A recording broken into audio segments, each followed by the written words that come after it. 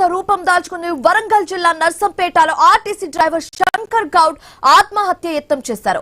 ఆయన 2 రోజులుగా సమ్మెలో పాల్గొంటున్నారు. ప్రభుత్వ వైఖరిని తప్పుపట్టారు.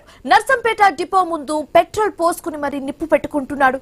గమనించిన తోటి సిబ్బంది మంటలు ఆర్పే ప్రయత్నం మొదలుపెట్టారు. తీవ్ర గాయాలపాలైన డ్రైవర్ శంకర్ గౌడ్ ను హాస్పిటల్ కు తరలించే ప్రయత్నం మొదలైంది. సో ఇదే అంశానికి సంబంధించి మరింత తాజా సమాచారం మా కరెస్పాండెంట్ ఏవై స్వామి మరిన్ని డీటెయిల్స్ అందిస్తారు. స్వామి, ఇప్పుడు మనం నర్సంపేటలో ఉన్న సిచ్యువేషన్ ని క్లియర్ గా గమనించాము. అక్కడ ఎలా శంకర్ గౌడ్ అనే ఒక డ్రైవర్ నిప్పు పెట్టుకునే ప్రయత్నం అయితే చేయడం చూసాము.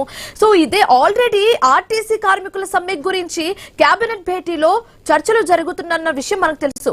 కానీ ఇప్పుడు ఈ డ్రైవర్ నిప్పంటించుకున్న సిచ్యువేషన్ కూడా కేబినెట్ భేటీలో ప్రస్తావించే అవకాశం కూడా ఉన్నట్లుగా తెలుస్తుంది. సో ఈ చర్చలు ఇలా చూస్తుంటే ఇప్పటికైనా వాళ్ళ డిమాండ్స్ ని ప్రభుత్వం నెరవేర్చే అవకాశం ఏమైనా ఉందనుకోవచ్చా? ఆర్టీసీ కార్మికులకు సమ్మెకు సంబంధించి ఇప్పటికే ఐఏఎస్ అధికారుల కమిటీ ముందు కార్మిక సంఘాలకు సంబంధించిన నేతలంతా కూడా పెట్టినటువంటి డిమాండ్లను అంగీకరించకపోవడంతో కూడా విధిలేని పరిస్థితుల్లో ఆర్టీసీ కార్మికులంతా కూడా సమ్మెకు దిగారు. నిన్న ఇవాళ సమ్మె కొనసాగుతుంది. ఈరోజు సమ్మె రాష్ట్ర వ్యాప్తంగా ఉధృతంగా కొనసాగుతుంది. అక్కడక్కడ హెయిర్ బస్సులను మాత్రమే ప్రభుత్వం కొన్ని వెహికల్స్ ప్రైవేట్ వెహికల్స్ మాత్రమే డ్రైవర్ల నుంచి నడుపుతున్న విషయంలో ఆయా డిపోల వద్ద కొంత ఉద్రిక్త పరిస్థితులకు దారితీస్తున్నాయి. దీంతో ఈరోజు రాష్ట్ర కేబినెట్ సమావేశం ఇప్పటికే మరి కాసేపట్లో ప్రారంభం కాబోతుంది. ముఖ్యమంత్రి రేవంత్ రెడ్డి మంత్రులంతా కూడా ఒకరొకరుగా సెక్రటేరియట్ చేరుకుంటున్నారు. దీంతో ఈ కేబినెట్ సమావేశంలో ఆర్టీసీ సమ్మెకు సంబంధించిన అంశం చర్చకు వస్తుందని చెప్పేసి భావిస్తున్నారు. ఒకవైపు మరి కాసేపట్లో కేబినెట్ సమావేశం జరుగుతుందని చెప్పి తెలుసుకున్నటువంటి కార్మికులంతా కూడా రాష్ట్ర వ్యాప్తంగా తమ సమస్యల పరిష్కారం కోసం చర్చించి ఒక పులి స్టాప్ పెట్టాలి. గత ఉమ్మడి ఆంధ్రప్రదేశ్ రాష్ట్రంలో ఒకవైపు దీనికి సంబంధించి అనేక నష్టాలు అనుభవించినటువంటి కార్మికులంతా కూడా తెలంగాణ రాష్ట్ర కోసం సగజలను సమ్మె చేశారు. తెలంగాణ రాష్ట్రం కోసం అగ్రభాగాన ఉన్నటువంటి ఆర్టీసీ కార్మికులకు అన్యాయం చేయకుండా చూడాలని చెప్పేసి కోరుతున్నారు. గత ప్రభుత్వం ఒకవైపు ఎలక్షన్స్ కు ముందు ఆర్టీసీ కార్మికులందరినీ కూడా ఆర్టీసీ ఉద్యోగులందరినీ కూడా ప్రభుత్వంలో అబ్జర్వ్ చేయడం కోసం ఒక కేబినెట్ తీర్మానం అయితే చేయడం జరిగింది. కానీ ఈ ప్రభుత్వం వచ్చిన తర్వాత ఆ కేబినెట్ తీర్మానం మేరకు ఒకవైపు రాష్ట్ర ప్రభుత్వ ఉద్యోగులుగా గుర్తించడం కోసం రాష్ట్ర ప్రభుత్వ ఉద్యోగులుగా విలీనం చేసే ప్రక్రియకంతా కూడా ఇంకా ముందుకు సాగట్లేదు. దాంతోపాటు వారి మిగతా ఉద్యోగులతో పోలిస్తే ఆర్టీసీ కార్మికులకు ఉద్యోగులకు తక్కువ జీతభత్యాలు ఉన్నాయి. వారికి పీఆర్సీ సరిగా ఇవ్వలేదు. వాళ్ళకి ఫిట్మెంట్ 10% ఇవ్వాలి. వారికి రావాల్సినటువంటి బెనిఫిట్స్ అన్ని కూడా ఖచ్చితంగా ఇవ్వాలని చెప్పేసి వారంతా కూడా కోరుతూ ఉన్నారు. ఈ క్రమంలో వారు సమ్మెకు వెళ్లిన నేపథ్యంలో ఒకవైపు ఆర్టీసీ ఎండీ నాగిరెడ్డి ఎవరు కూడా చట్ట వ్యతిరేకంగా సమ్మెకు పాల్పడ్డా కూడా కేసులు నమోదు చేస్తాం, ఉద్యోగాలను తొలగిస్తామని చేస్తున్న ప్రకటనలు మరింతగా ఆర్టీసీ ఉద్యోగులు రెచ్చగొట్టే విధంగా ఉన్నాయని చెప్పేసి అంతా భావిస్తారు.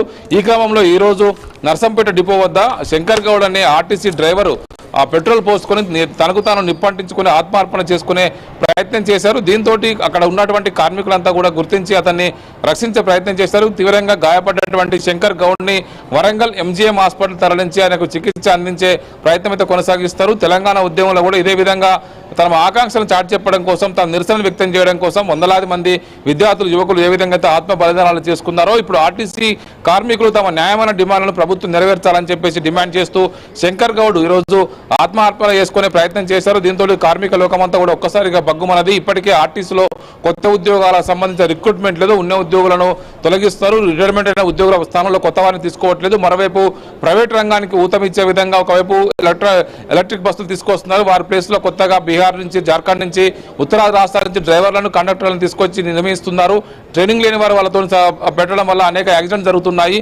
ఒకవైపు ఆర్టీసీ డ్రైవర్లు, కండక్టర్లు అత్యంత ట్రైనింగ్ తీసుకొని నిపుణుల వారు ఉంటారు. అలాంటి వారి ప్లేస్ ని భర్తీ చేయడం కోసం మళ్ళీ కాంటాక్ట్ అవుతాం. కానీ ఇదే అంశానికి సంబంధించి మాట్లాడడానికి ప్రస్తుతం మనతో పాటు జాయిన్ అయ్యారు మధుసూదన్ గౌడ్ గారు, అనలిస్ట్. ఆయనతో మాట్లాడే ప్రయత్నం అయితే చేద్దాం. సో గుడ్ ఆఫ్టర్నూన్ అండి. మనం చూస్తున్నాము మధుసూదన్ గారు, ఇప్పుడు సిచ్యువేషన్ ఏ విధంగా ఉందో. 2 days నుంచి చాలా కామ్ అండ్ కంపోజ్డ్ గా ఒక సమ్మె జరుగుతుంది. దానికి సంబంధించి ఓవైపు ప్రభుత్వాలు కూడా చర్చించుకుంటున్నాయి. కానీ ఇప్పుడు ఎలా అయిందంటే చాలా ఇంటెన్స్ గా అయిపోయింది. అక్కడ ఒక డ్రైవర్ నిప్పు పెట్టుకునే సిచ్యువేషన్ మనం చూస్తున్నాము. అంటే ఇంత ఇంటెన్స్ గా జరిగితే గానీ ప్రభుత్వం దిగొచ్చి చర్చలు జరిపేంత సీన్ మనం ఇమాజిన్ చేసుకోలేమంటారా? మీ ఒపీనియన్ ఏంటి? ఇది చాలా బాధాకరమైనటువంటి అంశము. ఆ శంకర్ గౌడ్ అనే అతను ఇవాళ పెట్రోల్ పోసుకుని ఆత్మహత్య ప్రయత్నం జరిగింది చూడండి. అది చాలా విషాదకరమైనటువంటి సంఘటన. దీని పూర్తి బాధ్యత ప్రభుత్వమే వహించాల్సినటువంటి అవసరం ఉంటుంది. ఎందుకంటే ఇది గతంలో కేసీఆర్ ప్రభుత్వంలో కూడా ఆర్టీసీకి సంబంధించినటువంటి కార్మికులు పెద్ద ఎత్తున సమ్మెలో పాల్గొన్నారు. ఆ సందర్భంలో కూడా చాలా మంది ఆత్మహత్యతో చనిపోవడం జరిగింది, కొందరు గుండె ఆగి చనిపోవడం జరిగింది. ఇట్లా 50 సంఖ్య పైన మంది చనిపోవడం అనేది అప్పుడు 50 మంది కార్మికుల పైన చనిపోయాము.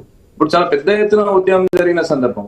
ఆ తర్వాత ఈ కార్మికులకు అందరికీ న్యాయం చేస్తాము, మేము ఖచ్చితంగా వాళ్ళందరినీ కూడా ప్రభుత్వంలో విలీనం చేసుకుంటాము, అంటే ప్రభుత్వ ఉద్యోగులతో సమానంగా వాళ్ళని మేము తీసేసుకుంటామని చెప్పినటువంటి ఆ ప్రభుత్వము తర్వాత ఈ యూనియన్లను రద్దు చేసి అసలు యూనియన్ లేకుండా ఎలక్షన్స్ లేకుండా ఈ ప్రభుత్వంలో కలపడం అనేది అంతా కూడా దాన్ని అటకెక్కించింది.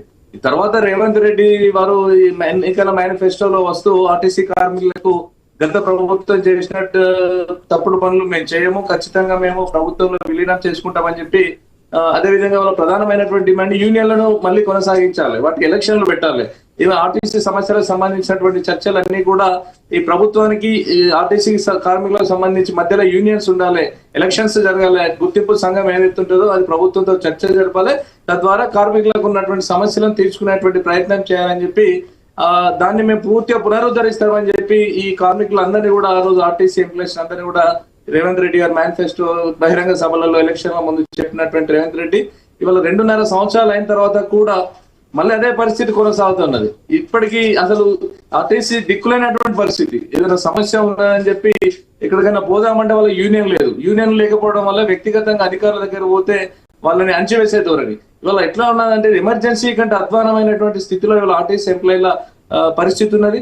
ఒక చిన్న తప్పు ఎక్కడ తప్పు దొరుకుతుందా, ఎప్పుడు డిస్మిస్ చేద్దామా, ఎప్పుడు సస్పెండ్ చేద్దామా అని చెప్పి వాళ్ళ కండక్టర్లు డ్రైవర్లు అందులో ఉన్నటువంటి ఎంప్లాయీస్ అరచేతిలో ప్రాణాలు పెట్టుకొని, అంటే మేము ఉద్యోగంలో జాయిన్ అయిన తర్వాత మేము ఇంటికి మళ్ళీ ఉద్యోగంతోనే పోతామా, ఉద్యోగం ఊడగొట్టుకొని పోతామా అనేటువంటి పరిస్థితి ఉన్నది. కొంతమంది ఆర్టీసీ డ్రైవర్లు కూడా వాళ్ళకి సంబంధించినటువంటి ఏమైనా చిన్న యాక్సిడెంట్స్ వాళ్ళకి సంబంధం లేకుండా కూడా రోడ్ యాక్సిడెంట్స్ ఏమైనా అయితే కంప్లీట్ గా వాళ్ళని టర్మినేట్ కూడా చేస్తా ఉన్నారు. వాళ్ళు కనీసం మళ్ళీ కోర్టు కేసులకు ఖర్చులు ఇవ్వరు, పోలీస్ స్టేషన్ల ఖర్చులు ఇవ్వరు, ఓ వకీల్ని పెట్టరు, అంతా కూడా కార్మికుడు మీదేసుకొని ఆర్టీసీకి రథ చక్రాలై వాళ్ళు ప్రగతిగతంగా ముందుకు నడిపిస్తున్న సందర్భంలో వాళ్ళ ఆర్టీసీని సర్వనాశనం చేసింది ఈ రాష్ట్ర ప్రభుత్వం. దాదాపు ఒక 70% ఇవాళ ప్రైవేటైజేషన్ అయింది, మొత్తం ఎలక్ట్రికల్ బస్సెస్ వచ్చినాయండి, మొత్తం ప్రైవేటైజేషన్ వైపుగా ఇవాళ పోతుంది. ఇవాళ నాగిరెడ్డి అనే వ్యక్తి కూడా మాకు నిన్న 30% మేము నడిపించినామని చెప్పి గొప్పగా చెప్పుకుంటా ఉన్నాడు. ఒక పక్క అన్నమో రామచంద్ర మేము ఆకలితో చచ్చిపోతున్నాం, మాకు రావాల్సినటువంటి టీఏలు ఏరియాస్ పిఆర్సీలు ఇవన్నీ కావాలి, ఈ పార్ట్ టైం ఎంప్లాయీస్ మొత్తం పర్మనెంట్ చేయాలని చెప్పి ఈ అంశాలు 32 అంశాలను పెట్టుకొని వాళ్ళ ఆర్టీసీ కార్మికులు స్ట్రైక్ చేస్తూ ఉంటే కనీసం సానుభూతి సింపతి లేదండి అధికారులకు. మీరు జాయిన్ అయినందుకు అండ్ మీ ఒపీనియన్స్ ని మాకు తెలియజేసినందుకు. సో బేసిక్లీ చిన్న పెద్ద సమస్య ఏదైనా చర్చిస్తే మాట్లాడితే ఏదైనా సాల్వ్ అవుతుంది, ఆ విషయం మీకు తెలుసు మాకు తెలుసు. నిరసనలైనా గొడవలైనా ఏదైనా కూర్చుని మాట్లాడుకుంటే అన్ని కూడా సాల్వ్ అయిపోతాయి. కానీ ఇలా ప్రాణాల మీద తెచ్చుకోవడం అనేది కరెక్ట్ కాదని మేము భావిస్తున్నాము. సో ఐ న్యూస్ తరఫు నుంచి ఎవరు కూడా ఇలాంటి ప్రాణహాని కలిగించుకొని ఒక నిరసనలు వ్యక్తం చేయకూడదని మేము కోరుకుంటున్నాము. సో అందరూ కూడా కొన్ని రూల్స్ అండ్ రెగ్యులేషన్స్ పాటించి శాంతియుతంగా నిరసనలు తెలుపుకుంటే మంచిదని కూడా మేము కోరుకుంటున్నాం. సో ఇవి